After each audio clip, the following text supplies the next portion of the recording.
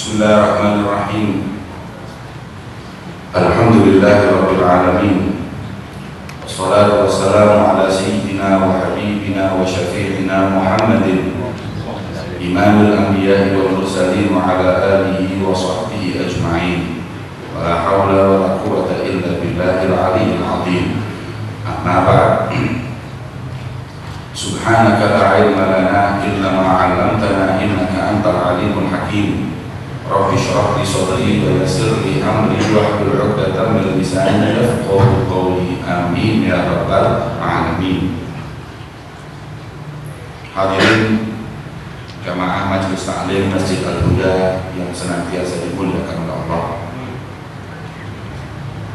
Di pertemuan kita beberapa saat yang lalu, kita telah sama-sama membahas tentang pentingnya keyakinan kita, wajibnya keyakinan kita atas diutusnya Nabi kita Muhammad sallallahu alaihi wasallam dan segala sifatnya, di mana beliau Imam Abdullah bin Ala al-Haddad mengajak kita untuk bersaksi tiada Tuhan selain Allah dan Nabi Muhammad adalah hamba dan rasulnya, diutus untuk jin dan manusia, baik Arab maupun Ajam, dengan hidayah dan agama yang benar. Dan kita bersaksi bahwa sesungguhnya Nabi Muhammad telah menyampaikan risalah, menyampaikan amanah, memberi nasihat kepada umat, dan telah menyingkap gelap gulita atau hijab yang telah menutup kita antara kita dengan Allah. Beliau telah berjihad dengan sebenar-benar jihad, Nabi yang jujur, Nabi yang amanah, dan Nabi yang diberi kekuatan oleh Allah dengan burhan, bukti-bukti yang benar dan mukjizat yang luar biasa dan di luar dari akal manusia.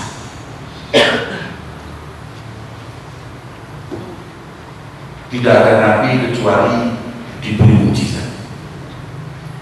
Mukjizat itu dari kalimat i'jaz, yaitu untuk melemahkan musuh. Maka Nabi Muhammad mukjizatnya banyak. Hampir semua nabi yang diberi mukjizat, di situ Nabi Muhammad SAW melakukannya. Maka kita mesti meyakini semua mukjizat yang ada pada Nabi Muhammad. Hanya saja yang perlu kita ketahui bahwa mukjizat itu hanya khusus bagi para nabi. Adapun yang diberikan oleh Allah kepada para auliya yang walaupun bukan nabi, itu disebut dengan karamah. Dan ini thabit sebagaimana dalam Al-Quran cerita Nabi Sulaiman, di mana ketika itu ada seseorang wali Allah yang bisa memindahkan istana Ratu Bilqis hanya dengan sekedip. Sebelum mata itu berkedip, dan dia bukan nabi, juga bukan rasul, tapi seorang wali min auliyaillah. Dan banyak lagi para wali-wali Allah, baik dari golongan para sahabat nabi-nabi terdahulu maupun yang ada pada sahabat Nabi Muhammad SAW. Mereka diberi oleh Allah karamah, yang karamah itu mirip dengan mukjizat, hanya bedanya tidak ada karamah yang sampai kepada seseorang lahir tanpa seorang ayah. Seperti ada orang keramat seperti Nabi Isa, nggak bisa. Itu khusus untuk Nabi Isa.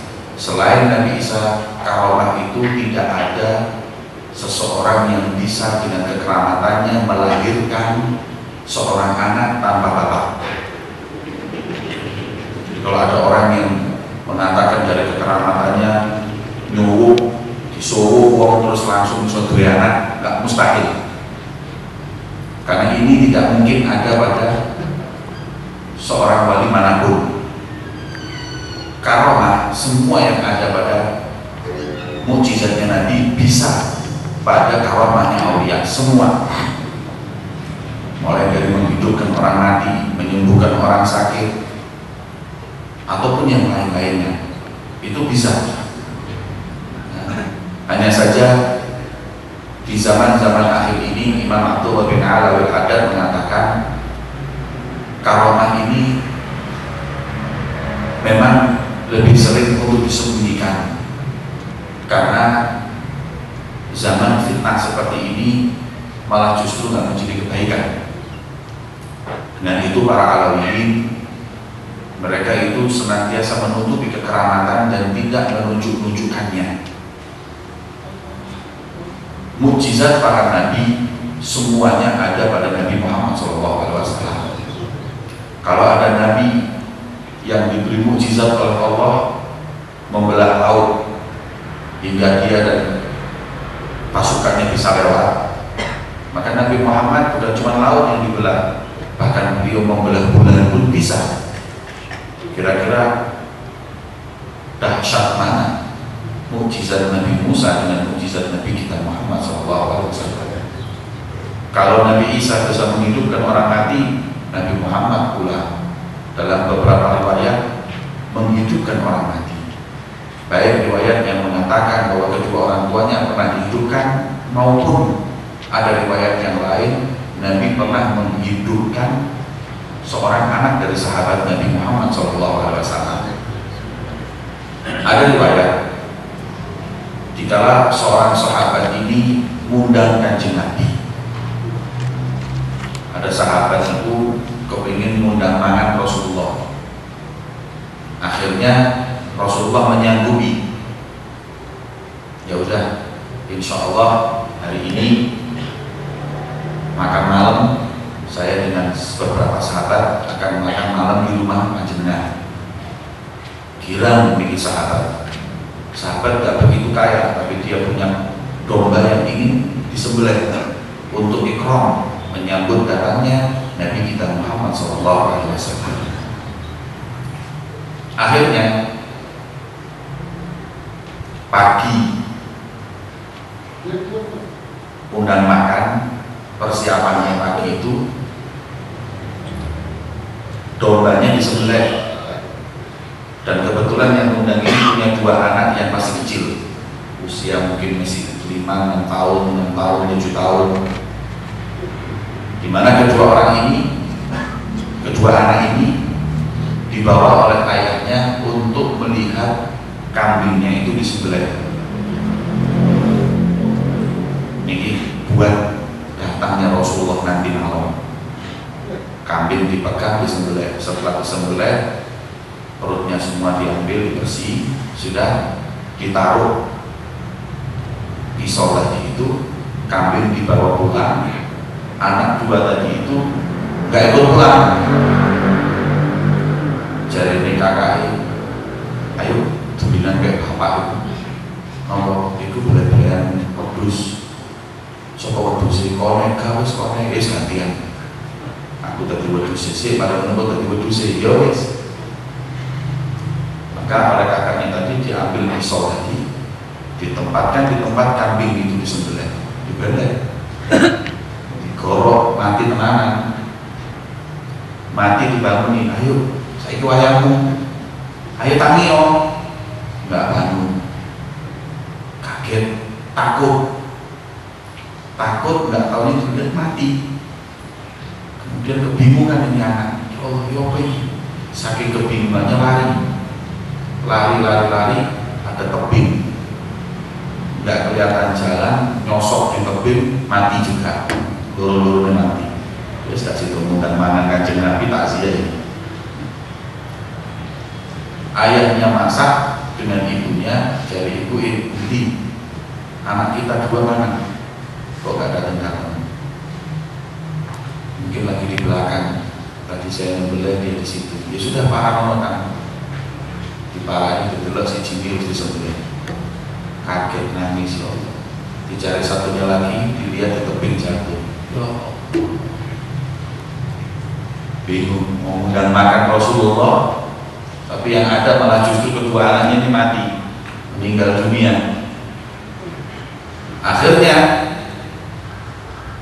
diambil anak yang jatuh di tebing tadi, diambil anak yang disembelih tadi, kedua-duanya dibawa ke rumah. Ibu nangis, terus musyawarah ibu bapak ini, ya apa ini lagi? Kanjeng Nabi dikandani apa enggak? Kalau anak kita ini mati, nek dikandani wis perai namahan tahlilan jadi. Terus ya wis gini aja, udah makan, selesai udah makan, kita simpan di kamar, baru kita kabari setelah makan. Menurut ya wis disimpan anak itu di kamar, kedua-duanya dalam keadaan bangkai mayat. Isya, setelah sholat isya, Kanjeng Nabi dari masjid menuju ke rumah sahabat ini. Disambut sahabat buyune kepeksa. Disambut makanan sudah siap. Ketika mau makan, Rasulullah tanya, mana kedua anakmu? Aduh, kalau tembus. Apa Kanjeng Nabi tanya? Oh, ada ya Rasulullah di kamar. Panjenengan makan dulu. Enggak, saya mau makan bareng-bareng. Aduh, si Kanjeng Nabi masuk ngomong bujuni, ya apa ini? Kanjeng Nabi tanya mana kedua anak kita. Kemudian sekalian turun di kamar, terus keluar lagi, ya Rasulullah, aku bohong ini, mungkin lagi istirahat di kamar. Bangun nih, suruh makan. Oh iya, bingung mau jawab apa, menggoroi Kanjeng Nabi, sopo sih pakai kualat marah. Ya Rasulullah, antum makan dulu aja, nanti saya dan anak-anak dan istri makan. Enggak, kamu makan, sahabat makan, dan dua anakmu panggil makan. Ya Rasulullah, antum dulu. Ya Rasulullah, dengarkan saya ngomong, panggil anakmu makan bareng. Gak kuat wis, terpaksa ini. Yang ngurus kudu ngaku Kanjeng Nabi. Gini loh, wes salah celuk anakmu. Loh, gini loh Kanjeng, wes celuk anakmu. Loh, Rasul panggil, mau cerita ini, Rasulullah itu anaknya mati, mau cerita, ya celuan. Bingung, pikirnya tak gawe mayit ini. Begitu dibuka, anak dua si mainan bantal. Dua anak ini si kekur-kekuran, bingung bapak itu, pikir mana anakku. Ya Rasulullah, bingung. Begitu keluar dari kamar, ya Rasulullah, kata Rasulullah, lah kira Nabi Isa tok sing iso urip mati. Anak imamul anbiya wal mursalin. Aku iki imam Nabi lan Rasul. Apa aku gak bisa berbuat seperti apa yang diperbuat Isa bin Maryam? Takbir utusan Allah Akbar. Memang panjenengan adalah Nabi dan Rasul utusan Allah Subhanahu wa Ta'ala. Hidup kedua anaknya beliau, makan bareng. Nabi Isa bisa, kenapa Nabi Muhammad gak bisa? Semua. Kalau Nabi Nuh itu punya mujizat apa? Coba kalau mau coba perahu. Nabi Musa punya perahu. Perahu itu menyelamatkan ratusan orang, mungkin ribuan orang. Tapi Nabi Muhammad juga punya perahu. Apa? Ahlu baiti kasafinatin Nuh. Nabi Muhammad punya anak cucu dan keluarga yang lebih hebat dari kapal Nabi Nuh. Kapal Nabi Nuh hanya menyelamatkan beberapa orang, tapi Ahlul Bait Rasulullah menyelamatkan dan mengislamkan jutaan miliaran manusia. Indonesia ini berkat Wali Songo adalah Ahlul Bait Rasulullah. Berapa yang diselamatkan dari perahunya Nabi Muhammad dibanding dengan perahunya Nabi Nuh? Apa yang dimiliki? Semuanya ada pada Nabi Muhammad Sallallahu Alaihi Wasallam. Rasul muayyad bil mu'jizat, beliau itu diperkuat dengan barahil shadiqah, itu Al-Quran, dan mukjizat yang khariqah. Semua mukjizat Nabi Muhammad kalau mau dihitung banyak sekali. Ya, makanya ada kitab Syama'il Rasulullah, ada Insan Kamil Sayyid Muhammad bin Ali Al-Maliki, dan banyak yang menyingkap tentang bagaimana kekeramatan atau mukjizat Nabi Muhammad SAW. Dan begitu pula para sahabat beliau. Sahabat-sahabat beliau pun diberi oleh Allah karomah. Jadi kalau kita belajar tauhid ini, sekarang kita belajar tauhid, ada yang pertama namanya mukjizat, ada yang pertama namanya sebelum jadi nabi maupun rasul itu kadang-kadang diberi oleh Allah sesuatu yang khariqul adah, sesuatu yang luar biasa yang disebut dengan irhasat. Jadi Nabi Muhammad waktu kecil, ataupun Nabi Yusuf, ataupun sekarang Nabi yang belum jadi Nabi sudah punya mukjizat, namanya bukan mukjizat, karena mukjizat itu harus setelah mendapat pangkat Nabi dan Rasul. Sebelumnya namanya irhasat. Kayak Nabi Muhammad itu hanya irhasatnya. Ya, ketika di Ka'bah, ya, mereka istisqa dengan diangkatnya Nabi Muhammad, akhirnya hujan turun. Ini semua irhasat. Di bawahnya lagi karomah, ini untuk para aulia Allah. Ada lagi yang namanya ma'unah. Ma'unah ini kayak karomah, tapi datangnya tidak sengaja. Ada orang naik mobil, buat tertabrakan, hitungan akal mati kabeh, tapi subhanallah keluar hidup semua. Ini ma'unah, itu keramat. Ya, kadang-kadang ngomong itu pas terkena ma'unah ini terus langsung dibayar, ini keramat. Bukan karomah, ini ma'unah. Ma'unah ini Allah sesuatu yang khariqul adah, sesuatu yang luar biasa, akal gak bisa nerima, seperti mukjizat, seperti karomah, tapi diberikan oleh Allah hanya untuk membantu, memberi ma'unah kepada seseorang, baik dia soleh atau orang biasa. Itu ma'unah. Bahkan mungkin ya terjadi pada orang-orang yang kayak kita lihat mungkin di televisi, ya, orang-orang di pelindes tronton, hitungan akal mati bu. Ada orang masuk ke guanya ambruk, hitungan akal mati, metu. Ada anak kecil tiba kok berapa tingkat, hidup. Ini ma'unah, sesuatu yang gak masuk akal. Ini ma'unah dari Allah. Dan ada lagi yang kelima yang disebut dengan istidraj. Kalau istidraj ini nek basa Jawa ini diulu, napa diulu? Diulu niku diberi sesuatu yang hebat, tapi memang agar dia lupa diri. Istidraj ini diberikan oleh Allah kepada orang-orang yang ingkar justru kepada Allah, orang yang jauh dari Allah. Kadang-kadang montor kayak orang bisa nebak-nebak orang. Ada orang tahu-tahu, kayak sopan itu, sing cilik di Jombang itu, Ponari sweet.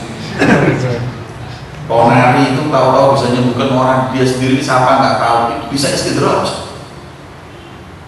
Bisa orang itu diberi untuk justru lalai, merasa dirinya itu wali, padahal orang itu kalau wali apa tidak kan bisa tahu dari ibadahnya, istiqomahnya, kedekatannya sama Allah. Ada orang diberi firasat, kayak di India itu ada orang bisa apa, nonton banyu, itu istidraj semuanya, itu karomah itu. Kalau karomah itu diberikan untuk para wali-walinya Allah, tapi ini diberikan justru orang yang jauh dari Allah. Itu namanya apa? Istidraj. Baba sobat. Saya baba. Saya baba. Saya Halim ini saya baba. Saya baba ini bisa mengeluarkan emas, bisa semuanya. Ini istidraj. Ya, orang sing mobil atau siapa itu David Copperfield bisa ini, itu istidraj. Tidak mungkin itu karomah. Itu memang diberi oleh Allah melalui nanti jin ataupun yang lain agar dia nggak justru dekat sama Allah, tambah jauh dulu. Dan para aulianya Allah yang sudah diberi karomah karena ibadah dan istiqomahnya masih kadang-kadang takut kalau itu istidraj bukan karomah. Syekh Umar Mukhtar itu karomahnya siapa yang nggak tahu, sampai dikosidarkan karomah ya Umar Mukhtar. Saking banyaknya kekeramatannya Syekh Umar Mukhtar, tapi kadang-kadang beliau itu nangis, takut kalau kekeramatan yang dia miliki ini nggak taunya istidraj dari Allah.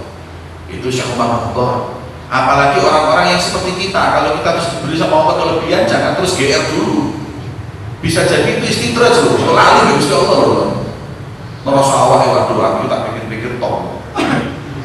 Kali dia nih. Iya. Enggak, khususnya kita para thariqah alawiyah nggak suka idharul karoman, nggak suka menampak-nampakkan kekeramatan, itu nggak suka. Bahkan para ulama berkata indal alawiyin idharul karoman itu seperti perempuan yang masih bikir, perawan yang head, perawan yang head ditakoni isi jawabannya. Dan mereka juga seperti itu, mau menunjukkan karoman itu isi. Pernah ada 3 ulama dari Hadramaut pergi ke Madinah. Yang pertama Al-Habib Syekh Al-Jufri, yang kedua Al-Habib Abu Bakar bin Fiqih, Abu Bakar bin Husain. Yang Habib Syekh Al-Jufri ini ya, kemudian Habib Abu Bakar, kemudian Al-Habib Abdurrahman bin Mustafa Al-Idrus. 3 ini ta'ahadu an ya'mal bima fil bidayah. Kitab Bidayah itu Hidayah Imam Ghazali ini janji untuk mengamalkan semua adab-adab dan menghafalkannya. Sampai ketika orang ini langsung ketemu Yaqub bin Nabi, ketemu depan di mobil Kanjeng Nabi. Ketika orang ini setelah bertemu dengan Rasulullah, oleh Rasulullah disuruh yang satu ke Mesir, Habib Abdurrahman bin Mustafa Al-Idrus ke Mesir. Al-Habib Syekh Al-Jufri beliau disuruh untuk pergi ke India, Kalkuta. Kemudian yang satu lagi disuruh ke Indonesia, ke Aceh. Indonesia itu top, sebut dengan Nabi. Al-Habib Abu Bakar Al-Fiqih. Beberapa saat yang lalu Habib Umar ketika perjalanannya beliau datang ke Indonesia minta untuk ziarah ke Aceh, ke ziarah Habib Bakar.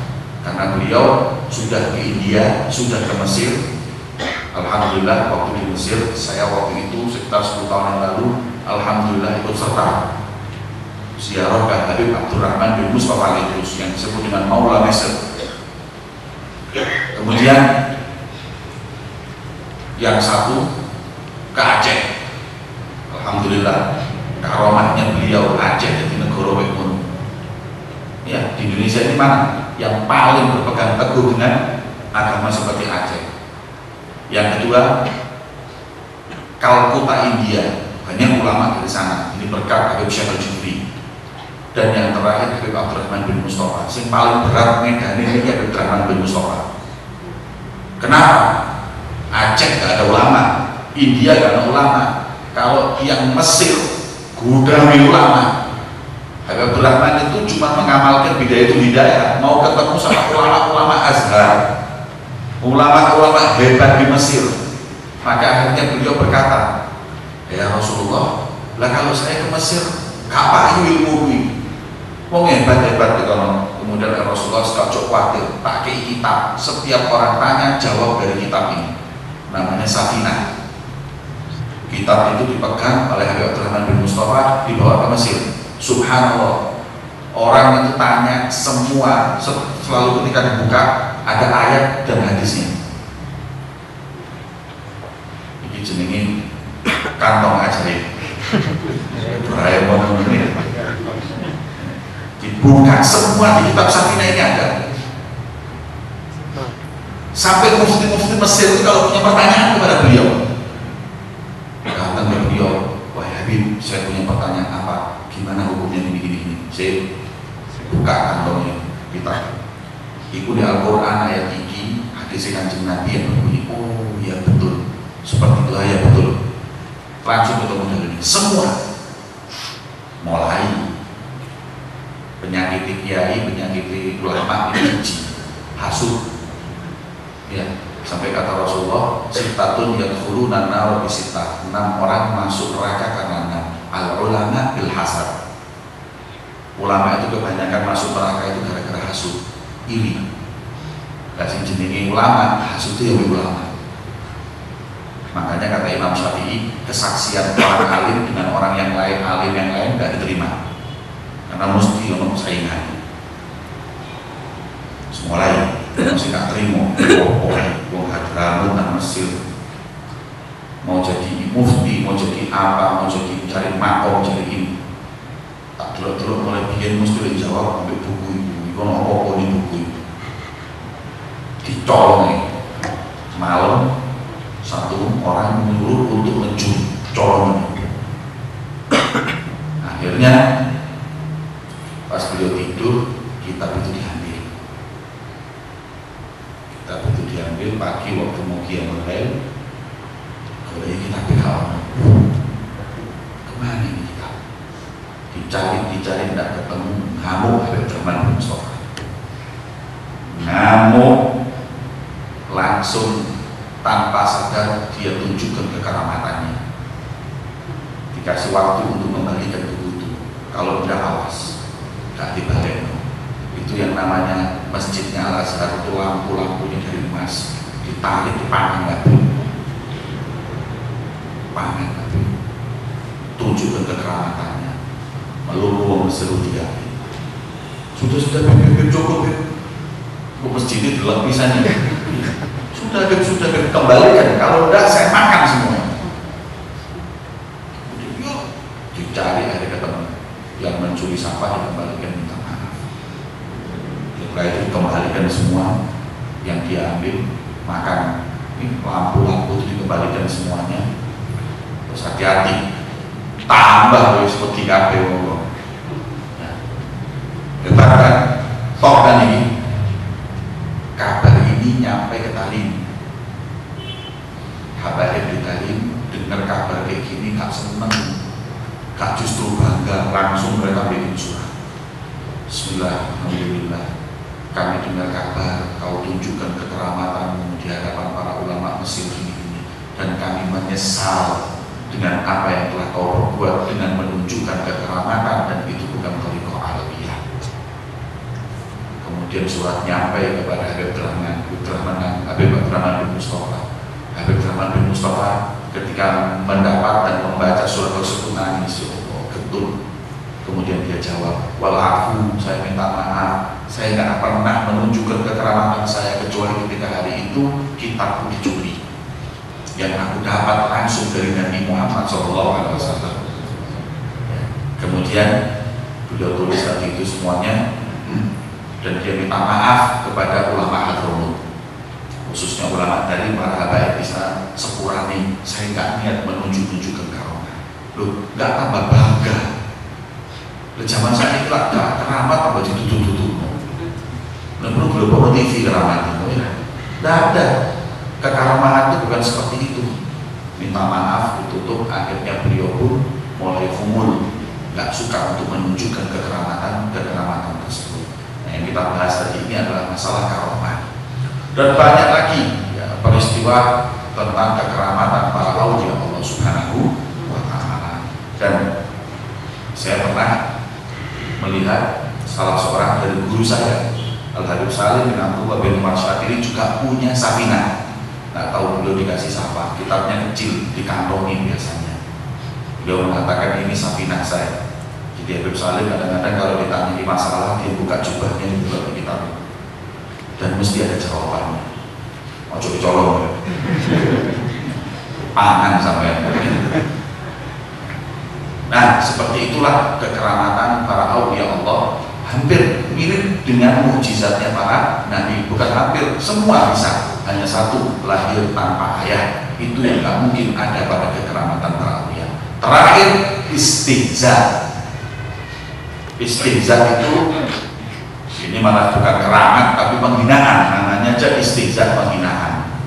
Istihza ini adalah Allah berikan kepada orang-orang yang dibenci, memang untuk dijatuhkan, bukan dibunuh, tapi untuk dijatuhkan. Seperti siapa? Para orang-orang pengaku nabi. Di zaman Nabi Muhammad itu ada seorang namanya Musailamah, yang kemudian dijuluki oleh Rasulullah dengan Musailamah al-Kadzdzab. Musailamah sang pendusta, borotok ngaku nabi. Musailamah itu pintar. Kanjeng Nabi niki dijak bagi-bagi jatah. Muhammad ngenes, kau tadi Rasul di Makkah Madinah urusan kono. urusan Yaman dan sekitarnya kayak makbul. Dan masalah itu kan parkir aja masalah. Kata Rasulullah, gimana saya akan meyakini kau adalah bukan seorang utusan Tuhan? Nggak bisa, kata Rasulullah. Kalau no tobat atau saya perangi. Akhirnya diperangi Musailamah itu. Lalu Musailamah ini sering dimintai oleh para pendukungnya untuk menunjukkan kekeramatan, tapi gak tahu berhasil, malah gagal terus. Musailamah itu pernah ada orang yang borong berhasil. Kemudian Musailamah, tolong jambi-jambi dongakno ini supaya hilang. Jadi Musailamah ini cukup. Sayyidina Ali kan juga pernah yang hampir matanya copot dibalik ke Kanjeng Nabi itu. Diriwayatkan Sayyidina Ali sampai sebelum meninggal matanya itu tidak sedikit pun buram berkat dibalik ke Kanjeng Nabi. Nah, saiki Musailamah dijaluk untuk mengobati kepala seseorang dari pendukungnya. Ngoborokin, buka kagasen, urapan gini, cekel nih Musailamah. Masuk. Ambil cincin kode gede dukun. Begitu selesai, wes paras. Besoknya ketemu wis buka ben hasil. Gak malah bersih, tambah buka rokok kabeh. Itu Musailamah. Ada lagi Musailamah lewat ke satu sumur Bani Nisab. Sumur Bani Nisab itu para aulia aja kadang-kadang diludahi langsung naik airnya. Kayak sohib apa? Sohib sholawat apa itu yang terkenal itu? Sholawat Senin, Selasa, Rabu. Dalailul Khairat. Dalailul Khairat. Sohib Dalailul Khairat itu dulunya dia nggak begitu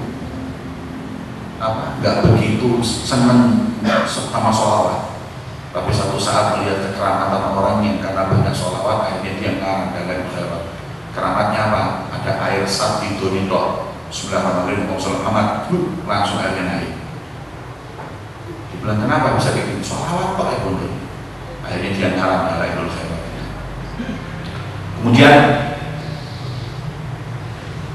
Musailamah lewat ke sumur itu tadi. Musailamah, sumur pulau ini sat. Coba sampai tunggak nom itu nono supaya banyu ini munggah. Coba khawatir pinggir. Kalau mengari itu ini kali jarak berapa meter ambrol itu Pak. Sumur kayak bisa sumuran. Ini namanya istihza. Namanya istihza. Enggak dia itu istidroj, enggak dia itu ma'unah, enggak dia itu ya karomah, apalagi sampai ke batasan atau apa enggak cukup ini bisa berdiri di belakang anak-anak. Kalau bisa suruh jangan berdiri sih, suruh akhir masuk hari ini. Kita ada file.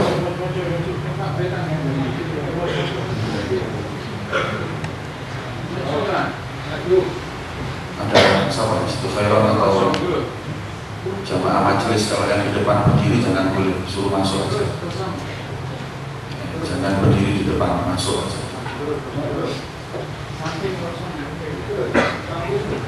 Itulah yang terjadi dan itulah pembagian daripada macam-macam khariqun lil adat, sesuatu yang luar biasa.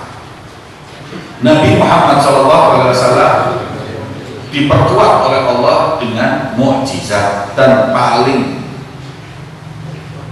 dahsyatnya dan paling besarnya mukjizat Nabi Muhammad adalah Al-Quran.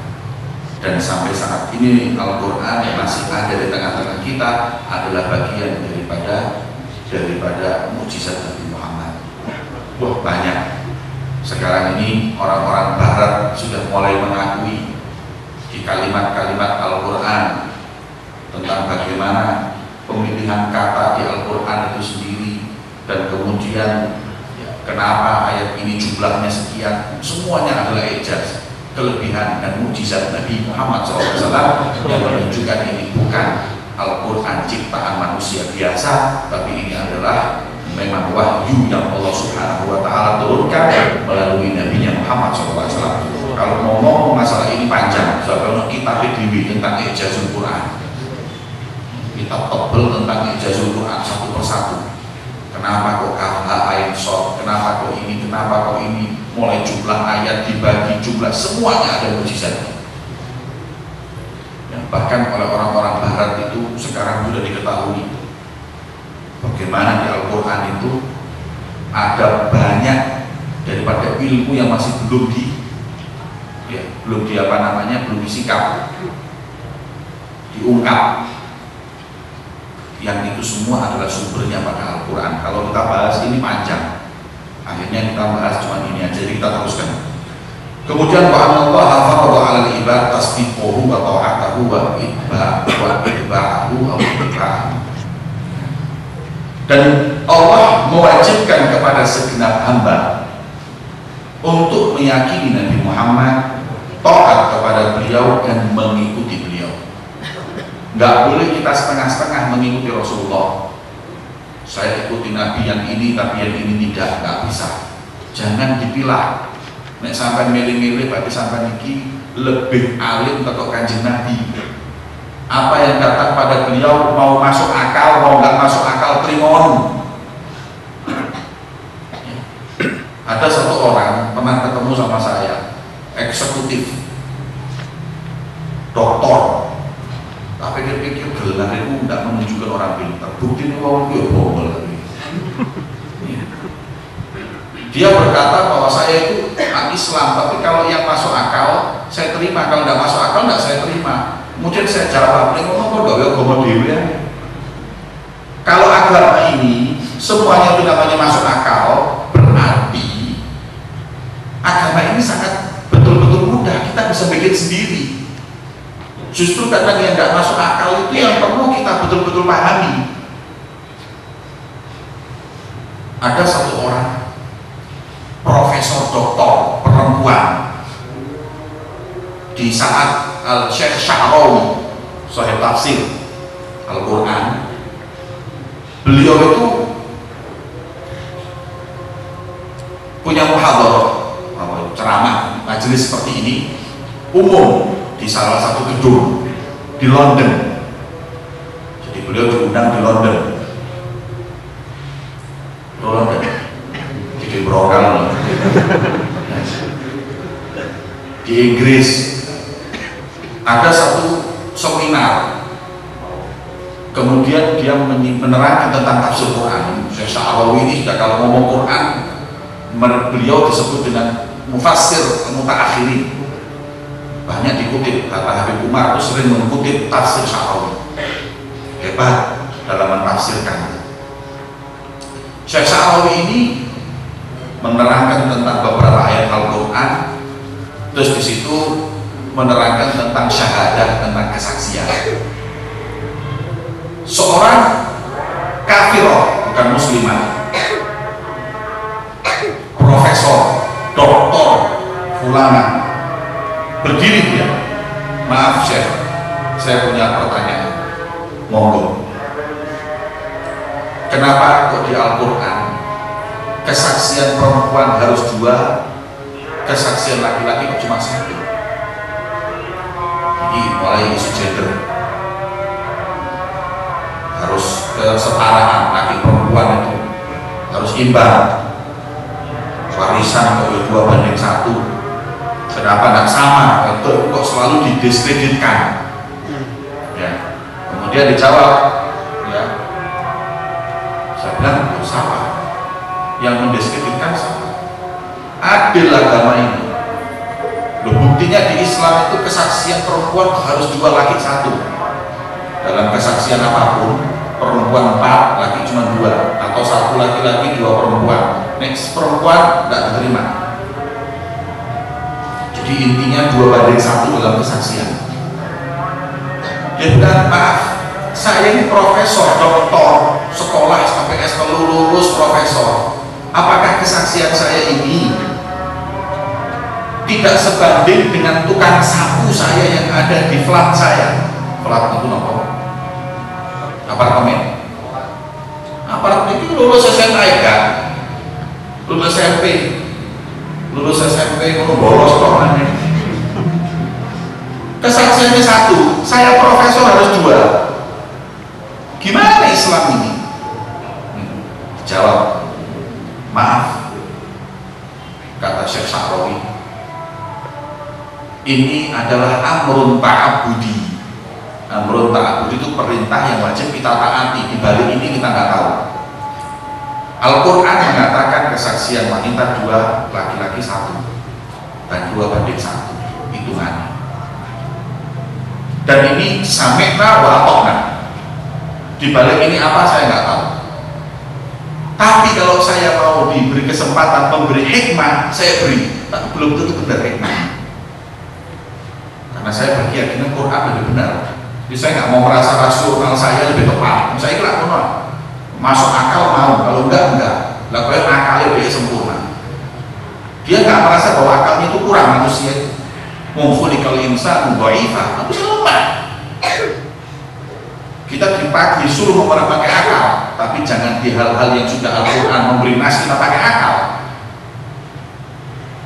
Jadi saya sukanya dengan Syekh Sa'rawi itu tidak mendewakan akal, tapi dia mengatakan Quran benar, Sa'rawi bisa benar bisa salah.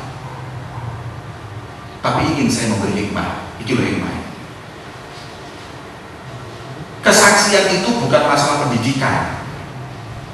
Kesaksian itu masalahnya berkaitan dengan mata dan nyali. Sampai profesor doktor,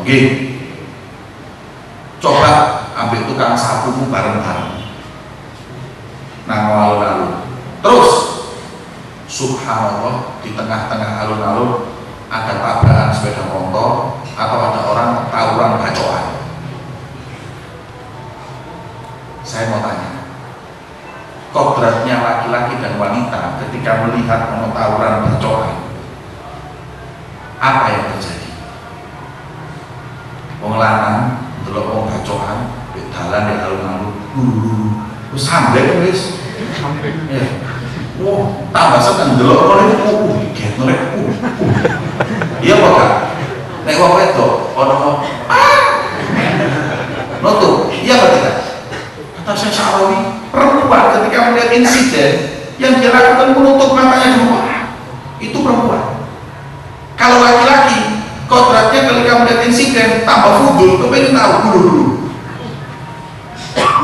Betul apa tidak kata Sa'rawi? Dipikir oleh profesor.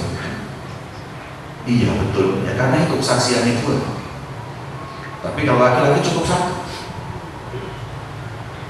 Asyhadu an la ilaha illallah wa asyhadu anna Muhammadar Rasulullah.